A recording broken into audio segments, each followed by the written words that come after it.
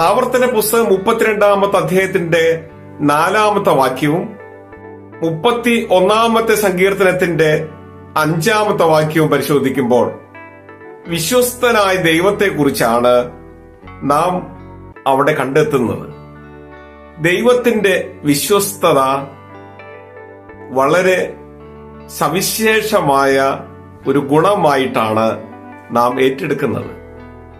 ദൈവം വിശ്വസ്തനാകുന്നത് കൊണ്ട് തന്നെ വിശ്വസ്തന്മാരെ ദൈവം തിരയുകയാണ്.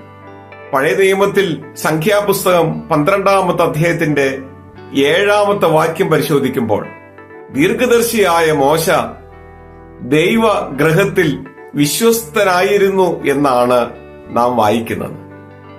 ദൈവം ഏൽപ്പിച്ച ഉത്തരവാദിത്തങ്ങളിൽ വിശ്വസ്തനായിരുന്നു മോശ. ദൈവഗൃഹ